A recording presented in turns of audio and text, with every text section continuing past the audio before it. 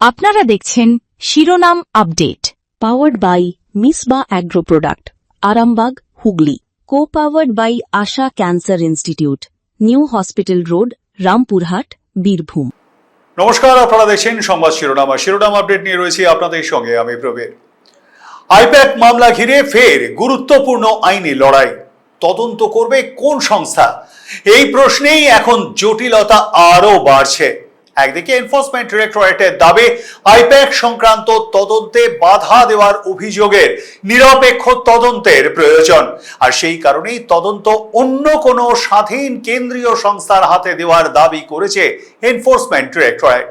অন্যদিকে রাজ্যের তরফে এই আবেদনের গ্রহণযোগ্যতা এবং তদন্তের পদ্ধতি নিয়েই প্রশ্ন তোলা হয়েছে। আর এই টানাপোড়েনের মধ্যেই সুপ্রিম কোর্টের সামনে সবচেয়ে বড় প্রশ্ন, কোন কেন্দ্রীয় তদন্তকারী সংস্থা যখন তদন্ত চালাবে তখন সেই তদন্তে রাজ্য প্রশাসনের ভূমিকা কোথায় শেষ হবে? আর কোন রাজ্যের প্রশাসনের বিরুদ্ধে যদি কেন্দ্রীয় তদন্তে বাধা দেওয়ার কোনো অভিযোগ ওঠে, তাহলে সেই অভিযোগের তদন্ত করবে কে? এই প্রশ্নের উত্তরই এখন খুঁজছে দেশের সর্বোচ্চ আদালত। আইপ্যাক মামলায় 8ই জানুয়ারির ঘটনা থেকেই শুরু এই সংঘাত। কলকাতায় রাজনৈতিক পরামর্শদাতা সংস্থা আইপ্যাকের অফিস এবং সংস্থার অন্যতম কর্তা প্রতীক জৈনের বাড়িতে তল্লাশি চালিয়েছিল এনফোর্সমেন্ট ডিরেক্টরেট। ইডির অভিযোগ, তল্লাশি চলাকালীন তৎকালীন মুখ্যমন্ত্রী মমতা বন্দ্যোপাধ্যায় সেখানে পৌঁছে যান এবং তদন্ত প্রক্রিয়ায় হস্তক্ষেপ করেন। ইডি আরো অভিযোগ করে তদন্তকারীদের হাতে থাকা কিছু নথি এবং ইলেকট্রনিক ডিভাইস সরিয়ে নেওয়া হয়েছিল। অভিযোগ অবশ্য সম্পূর্ণ অস্বীকার করেছেন মমতা বন্দ্যোপাধ্যায়। তার বক্তব্য, সেখানে যাওয়ার কারণ ছিল নির্বাচনের তথ্য এবং সংবেদনশীল রাজনৈতিক ডেটা সুরক্ষিত রাখা। অর্থাৎ একই ঘটনার দুই সম্পূর্ণ ভিন্ন ব্যাখ্যা। কিন্তু এখন সেই রাজনৈতিক বিতর্কের কেন্দ্রবিন্দু বদলে গিয়েছে। প্রশ্নটা আর শুধু কে কোথায় গিয়েছিলেন, কি দিয়ে বেরিয়েছিলেন সেইটুকুতে আটকে নেই। এখন প্রশ্ন, তদন্তের তদন্ত করবে কে? ঠিক কি হয়েছিল 2026 সালের 8ই জানুয়ারি? শীতের ঘুম তখনও ঠিক মতো ভাঙেনি তিলোত্তমার। কলকাতায় আইপ্যাকের সঙ্গে যুক্ত একাধিক জায়গায় এনফোর্সমেন্ট ডিরেক্টরেটের তল্লাশি অভিযান। ইডির দাবি, একটি আর্থিক দুর্নীতি এবং অর্থ পাচার সংক্রান্ত তদন্তের সূত্র ধরেই তাদের এই অভিযান। তদন্তের সূত্র হিসেবে উঠে আসে কয়লা পাচার সংক্রান্ত অভিযোগ এবং সেই মামলায় টাকার গতিপথ। ইডির দাবি, তদন্তে এমন আর্থিক লেনদেনের সূত্র পাওয়া গিয়েছিল যার সঙ্গে আইপ্যাকের যোগ রয়েছে। এই তদন্তের অংশ হিসেবেই তল্লাশি। কিন্তু তল্লাশির মাঝেই পরিস্থিতি যায় বদলে। মমতা বন্দ্যোপাধ্যায় সেখানে পৌঁছানোকে কেন্দ্র করে শুরু হয়ে যায় নতুন বিতর্ক।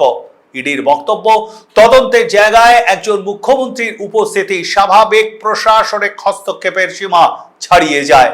অন্যদিকে মমতা বন্দ্যোপাধ্যায়ের বক্তব্য, তিনি কোনো তদন্তে বাধা দিতে সেখানে যাননি, বরং রাজনৈতিক দলের সঙ্গে যুক্ত সংস্থার গুরুত্বপূর্ণ নির্বাচনী তথ্য যাতে তদন্তের নামে বাইরে না বেরিয়ে পড়ে সেই কারণেই তিনি সেখানে গিয়েছিলেন। এই দুই বক্তব্যের মধ্যে সত্যিটা কি, সেটাই এখন তদন্তের বিষয়। ইডির অভিযোগ ঠিক কি? ইডি সুপ্রিম কোর্টে গিয়ে যে অভিযোগ করেছে তার কেন্দ্রে রয়েছে তদন্তে বাধা দেওয়ার অভিযোগ। কেন্দ্রীয় সংস্থার দাবি, রাজ্য প্রশাসনের একাংশ তদন্তকারীদের কাজে বাধা দিয়েছিল। এমনকি ইডির বিরুদ্ধে রাজ্য পুলিশের পক্ষ থেকে যে এফআইআর করা হয়েছিল সেই এফআইআর এর তদন্ত নিয়েও প্রশ্ন তোলে কেন্দ্রীয় সংস্থা। ইডির যুক্তি ছিল যে প্রশাসনের বিরুদ্ধে তদন্তে বাধা দেওয়ার অভিযোগ, সেই প্রশাসনের পুলিশ যদি ঘটনার তদন্ত করে তাহলে তদন্ত কতটা স্বাধীন হতে পারে। এই জায়গা থেকেই আসে সিবিআই তদন্তের দাবি।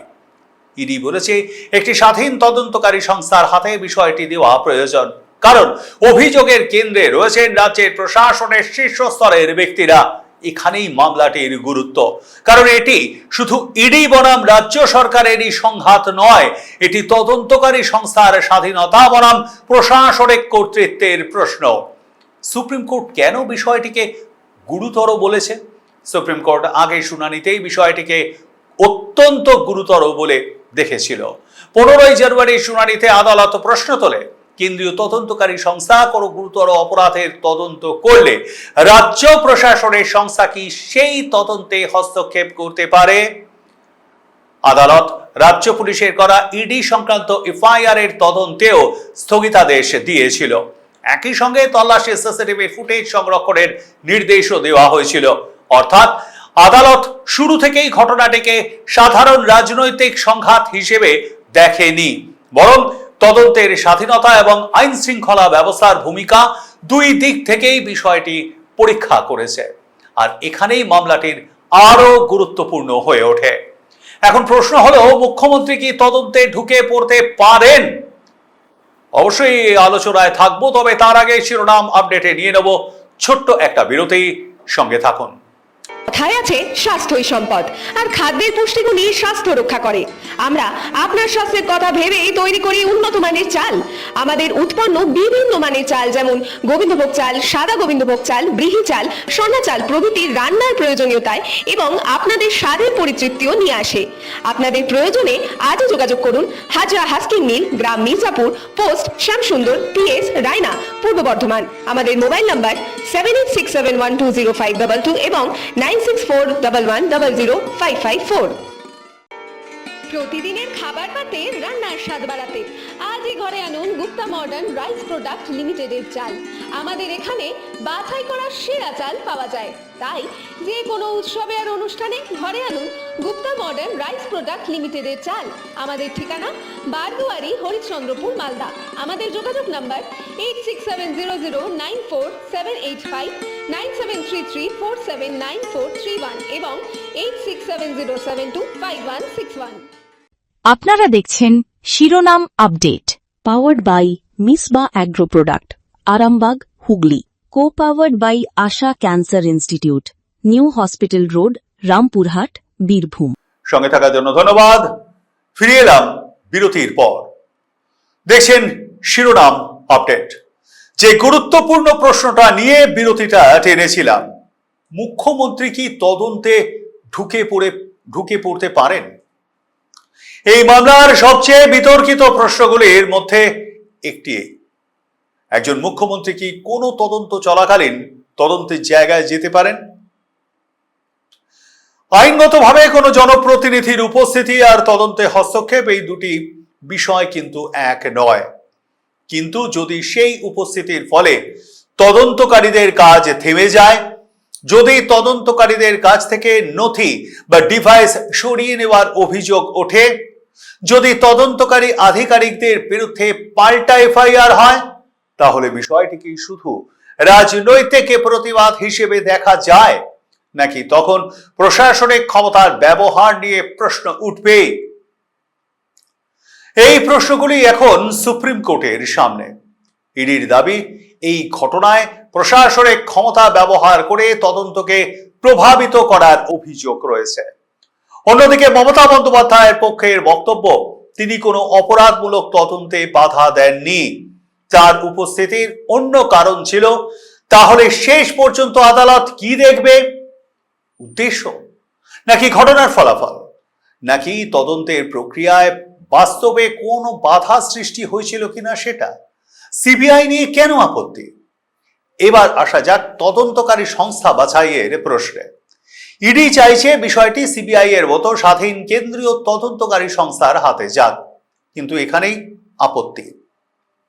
রাজ্যের তরফে প্রশ্ন, ইডি নিজে একটি কেন্দ্রীয় তদন্তকারী সংস্থা, তাহলে ইডির আবেদনের ভিত্তিতে আবার আর একটি কেন্দ্রীয় তদন্তকারী সংস্থাকে তদন্তের দায়িত্ব দেওয়া হবে কেন? আরো গুরুত্বপূর্ণ প্রশ্ন, সুপ্রিম কোর্ট কি সরাসরি কোনো তদন্তকারী সংস্থাকে তদন্তের দায়িত্ব দিতে পারে, নাকি নির্দিষ্ট আইনগত কাঠামোর মধ্যেই সেই সিদ্ধান্ত নিতে হবে? এই প্রশ্নের উত্তরই এখন মামলার অন্যতম গুরুত্বপূর্ণ অংশ। মামলার শুনানিতে রাজ্যের আইনজীবীরা ইডির আবেদন গ্রহণযোগ্য কিনা সেই প্রশ্ন তুলেছেন।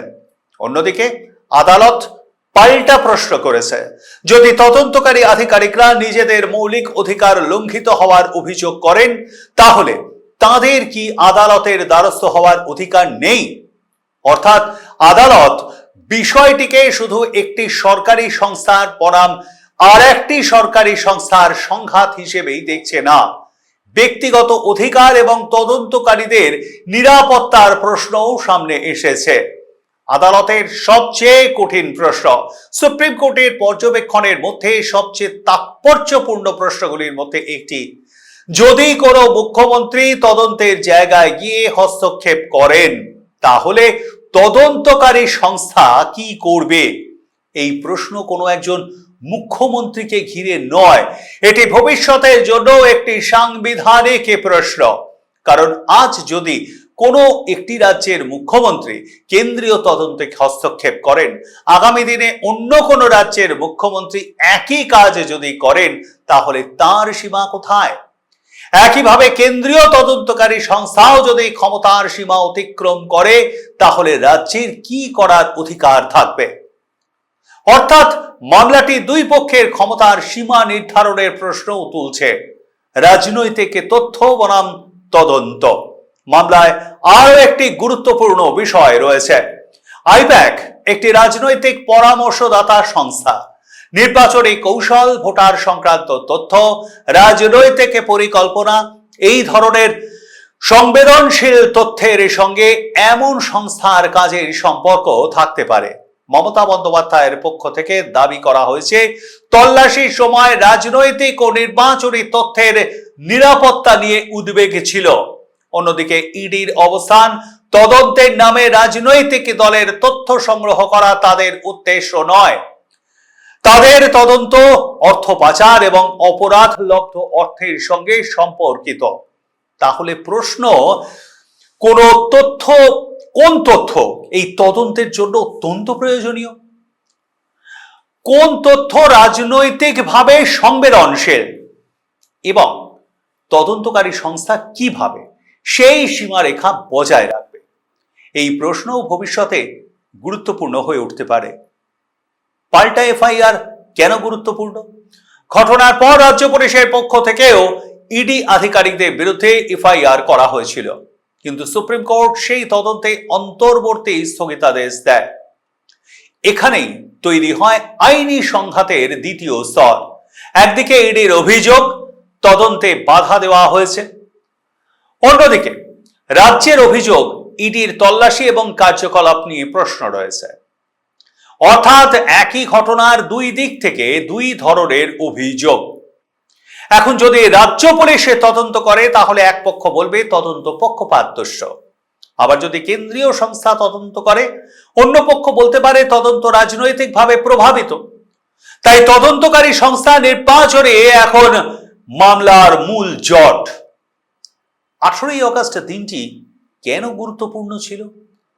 22শে মে সুপ্রিম কোর্ট জানিয়েছিল গ্রীষ্মকালীন অবকাশের পর 18ই অগস্ট মামলাটি শোনা হবে। ইডি তদন্তের অগ্রগতি সংক্রান্ত রিপোর্ট আদালতে জমা দিয়ে দিয়েছে। ফলে আদালতের সামনে শুধু অভিযোগ নয়, তদন্তে এখনো পর্যন্ত কি কি তথ্য পাওয়া গেছে সেই প্রশ্নটাও কিন্তু থাকবে এবং সেটা গুরুতর।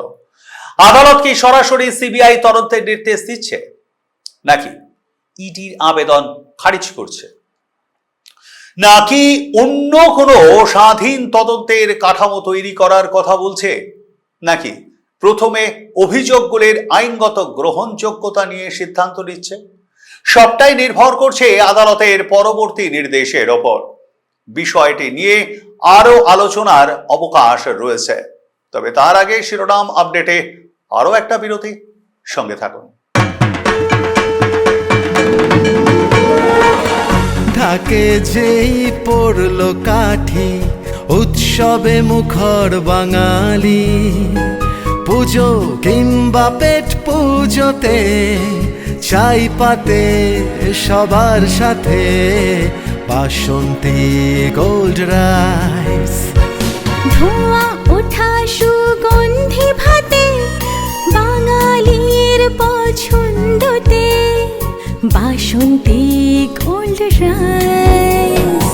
বিয়ে হোক বা ভাই ফোটায়, জন্মদিনের আনন্দতে, আমি শোক বা নিরামিষ হাজার রকম পথেতে চাই পাতে সবার সাথে বাসন্তী গোল্ড রাইস।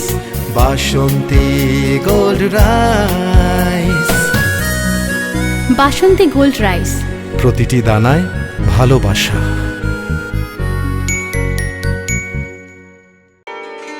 উন্নতমান পুষ্টিগুণ সম্পন্ন সুস্বাস্থ্যকর এবং সুস্বাদু চাল প্রস্তুতকারী অন্যতম সংস্থা মিসবা অ্যাগ্রো প্রোডাক্ট।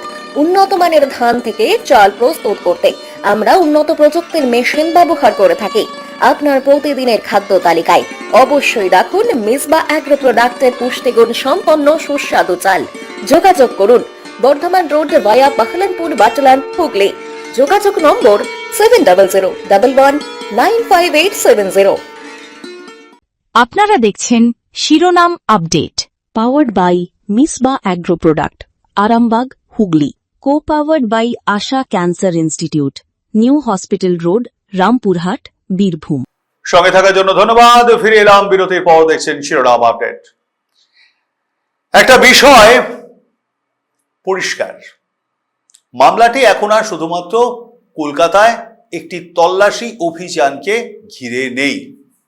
এটি কেন্দ্র ও রাজ্যের সাংবিধানিক ক্ষমতার সীমা নিয়ে একটা বড় আইনি বিতর্কে পরিণত হয়েছে। মমতা বন্দ্যোপাধ্যায়ের অবস্থান কি? মমতা বন্দ্যোপাধ্যায়ের বক্তব্যের দিকটাও পরিষ্কার করে নেওয়া প্রয়োজন। তিনি ইডির অভিযোগ অস্বীকার করেছেন। তার বক্তব্যের মূল সুর, তল্লাশি চলাকালীন তিনি রাজনৈতিক এবং নির্বাচনী তথ্যের নিরাপত্তার বিষয়টি দেখেছিলেন।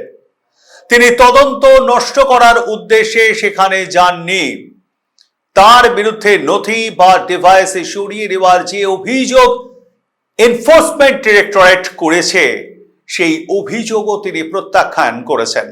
অর্থাৎ আদালতে মমতা বন্দ্যোপাধ্যায়ের পক্ষের মূল লড়াই তার আচরণকে অপরাধমূলক হস্তক্ষেপ হিসেবে দেখা যাবে কি না, এবং ইডি এই অভিযোগ নিয়ে আদৌ আর্টিকেল 32-র অধীনে সরাসরি সুপ্রিম কোর্টে আসতে পারে কিনা। রাজ্যের আইনজীবীরা এই আইনি প্রশ্ন তুলেছেন। ইডির অবস্থানটাও জেনে নেওয়া দরকার। ইডির বক্তব্য স্পষ্ট। তাদের দাবি, তদন্ত চলাকালীন রাজ্য প্রশাসনের শীর্ষ স্তরের হস্তক্ষেপের অভিযোগ উঠেছে। তদন্তকারীদের বিরুদ্ধে পাল্টা এফআইআর করা হয়েছে। ফলে এই একই প্রশাসনের হাতে তদন্ত যদি থাকে, তাহলে নিরপেক্ষতা নিয়ে প্রশ্ন উঠবে। তাই স্বাধীন তদন্ত প্রয়োজন। ইডি আরো বলেছে, এই ধরনের ঘটনা যদি তদন্তকারী সংস্থার কাজকে প্রভাবিত করে, তাহলে ভবিষ্যতে কেন্দ্রীয় তদন্তের কার্যকারিতায় প্রশ্নের মুখে পড়বে। অর্থাৎ ইডির কাছে এই মামলা একটি বৃহত্তর নীতিগত প্রশ্ন। তদন্তকারী সংস্থা কি রাজনৈতিক বা প্রশাসনিক চাপের বাইরে কাজ করতে পারবে?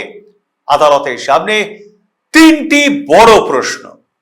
প্রথম প্রশ্ন, ইডির এই আবেদন আইনগতভাবে গ্রহণযোগ্য কিনা। প্রশ্ন 2, তদন্তে সত্যি বাধা দেওয়া হয়েছিল কিনা। এবং তৃতীয় সবচেয়ে গুরুত্বপূর্ণ প্রশ্ন, যদি বাধা দেওয়া হয়ে থাকে, তাহলে সেই অভিযোগের তদন্ত করবে কোন সংস্থা। এই তিনটি প্রশ্নের উত্তরেই নির্ধারিত হতে পারে মামলার পরবর্তী গতিপথ। আইপ্যাক মামলার রাজনৈতিক গুরুত্ব অস্বীকার করার কোনো উপায় নেই, কারণ আইপ্যাক দীর্ঘদিন ধরে তৃণমূল কংগ্রেসের নির্বাচনী কৌশলের সঙ্গে যুক্ত একটি সংস্থা হিসেবে পরিচিত। ফলে আইপ্যাকের বিরুদ্ধে ইডির তদন্ত স্বাভাবিকভাবেই রাজনৈতিক বিতর্ক তৈরি করেছে। কিন্তু আদালতের সামনে রাজনৈতিক পরিচয় নয়, আইন এবং প্রমাণই শেষ কথা। মমতা বন্দ্যোপাধ্যায় কোনো অপরাধ করেছেন কিনা, এই মুহূর্তে আদালত এমন কোনো চূড়ান্ত সিদ্ধান্ত দেয়নি। ইডির অভিযোগও এখনো অভিযোগের পর্যায়েই রয়েছে। কিন্তু একই সঙ্গে আদালত ইতিমধ্যেই বিষয়টিকে গুরুতর বলে চিহ্নিত করেছে। ইডির এফআইআর স্থগিত হয়েছে। সিসিটিভি ফুটেজ সংরক্ষণের নির্দেশ দেওয়া হয়েছে এবং তদন্তের স্বাধীনতা নিয়ে একাধিক গুরুত্বপূর্ণ প্রশ্ন উঠেছে। আর তাই এই মামলাকে হালকাভাবে দেখার সুযোগ নেই। এখন নজর দেশের শীর্ষ আদালতে। একটি তল্লাশি অভিযান, তারপর রাজনৈতিক সংঘাত, এরপর পাল্টা এফআইআর, তারপর সুপ্রিম কোর্ট। আর এখন সবচেয়ে বড় প্রশ্ন, তদন্ত করবে কে?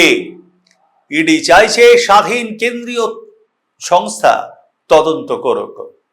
রাজ্যের তরফে সেই অবস্থানের বিরোধিতা রয়েছে। মমতা বন্দ্যোপাধ্যায় অভিযোগ অস্বীকার করেছেন। সুপ্রিম কোর্ট বলছে বিষয়টি গুরুতর।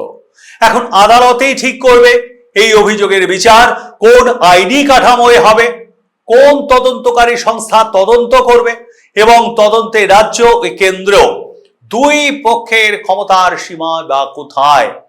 এটি কেন্দ্রীয় তদন্তকারী সংস্থার স্বাধীনতা, রাজ্য প্রশাসনের ক্ষমতা এবং সাংবিধানিক ভারসাম্য, এই তিনটি প্রশ্নের পরীক্ষা।